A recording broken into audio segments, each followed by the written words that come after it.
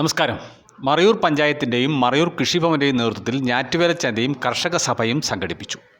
പഞ്ചായത്ത് ഹാളിൽ സംഘടിപ്പിച്ച പരിപാടി പഞ്ചായത്ത് പ്രസിഡന്റ് ജോമോൻ തോമസ് ഉദ്ഘാടനം ചെയ്തു. മറയൂരിലെ നമുക്കറിയാം, മുൻപ് നമ്മളെല്ലാ യോഗങ്ങളിലും പറയുന്നതാണ്, കാർഷിക മേഖലയെ മാത്രം ആശ്രയിച്ച് ഒരു ജീവിത നിലവാരം മുന്നോട്ട് പോയിരുന്ന ഒരു ജനവിഭാഗമായിരുന്നു.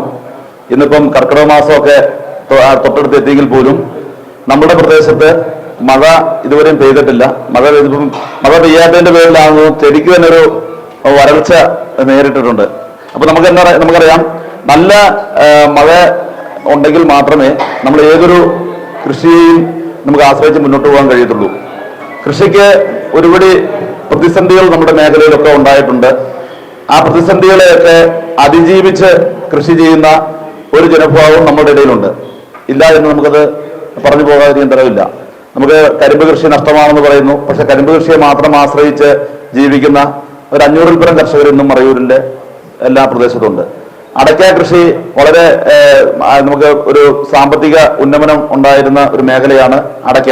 പക്ഷെ അടയ്ക്ക കൃഷിയും ഇന്നൊരു നഷ്ടത്തിന്റെ പാതയിലേക്ക് കൂപ്പുത്തിക്കൊണ്ടിരിക്കുകയാണ്. അതിന്റെ ഒന്ന്, നമ്മുടെ മരങ്ങളെല്ലാം കേടായി പോകുന്നു. അതോടൊപ്പം തന്നെ മറ്റ് മുൻകാലങ്ങളിലൊക്കെ നമുക്ക് അടയ്ക്ക കൃഷിക്ക് നല്ലൊരു വില ലഭിക്കുന്ന, മറയൂരിലെ എല്ലാ സ്ഥലത്തും അടയ്ക്ക തീരുമ്പോഴാണ് മറയൂരിലെ അടയ്ക്ക സീസൺ ആകുമ്പോൾ അടയ്ക്ക് നല്ലൊരു വില ലഭിക്കുന്ന സാഹചര്യം. പക്ഷെ ഇന്ന് അത് തൊട്ടടുത്ത സംസ്ഥാനങ്ങളിൽ അടയ്ക്ക കൃഷി വ്യാപകമായി ചെയ്യുന്നതിന്റെ പേരിൽ അവിടത്തെ അടയ്ക്ക ഉൽപാദന ക്ഷമത കൂടുതലും അതുപോലെ കാർഷിക കൂലിച്ചെലവ് വളരെ കുറവുമൊക്കെ ആയതിന്റെ പേരിൽ തമിഴ്നാട്ടിലൊക്കെ വ്യാപകമായ അടയ്ക്ക ആയതിന്റെ പേരിൽ മറയൂരിലും അടയ്ക്കയ്ക്ക് 90-100 രൂപയൊക്കെ കിട്ടേണ്ട ഈ സമയത്ത് പോലും 50-55 രൂപയിലൊക്കെ നിലനിൽക്കുന്നുണ്ട്. അപ്പൊ കാർഷിക മേഖലയിലെ മൊത്തത്തിലൊരു പ്രതിസന്ധിയ നമ്മുടെ മേഖല നേരിടുന്ന സമയത്ത് തന്നെയാണ് ഞാറ്റുവേല ചന്തയുമായി അല്ലെങ്കിൽ ഞാറ്റുവേല ചന്തയോടനുബന്ധിച്ചുകൊണ്ട് ഇന്നത്തെ ദിവസം പച്ചക്കറി കൃഷിയൊക്കെ നമുക്ക് വിതരണം ചെയ്യുന്നത്.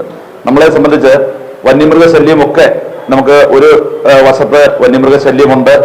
ആ വന്യമൃഗശല്യത്തെ അതിജീവിച്ചുകൊണ്ട് തന്നെ നമ്മുടെ ആദിവാസി മേഖല ഉൾപ്പെടുന്ന പ്രദേശത്ത് കഴിഞ്ഞ വർഷം ഏതാണ്ട് 5 കോടി രൂപയുടെ കൂർക്ക കൃഷി മാത്രം ചെയ്ത് വിപണിയിലോട്ട് എത്തിച്ച് ആ വില കണ്ടെത്താൻ സാധിച്ചിട്ടുണ്ട്. അവിടെ നമുക്ക് ഇറിഗേഷൻ സമ്പ്രദായമില്ല. ആദിവാസി മേഖലയിൽ നമുക്ക് ഇറിഗേഷൻ സമ്പ്രദായം എന്ന് പറയുന്നത് കനാലുകളോ മറ്റ് ജലസംഭരണികളിൽ നിന്ന് വെള്ളം എത്തിക്കുന്ന നടപടികൾ നമ്മുടെ ആദിവാസി സമൂഹത്തിന്റെ ഇല്ല.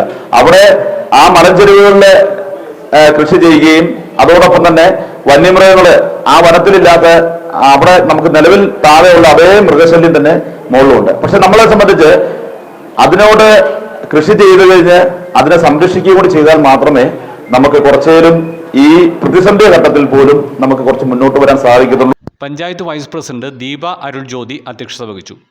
കൃഷി ഓഫീസർ മനോജ് ജോസഫ് പദ്ധതി വിശദീകരണം നടത്തി.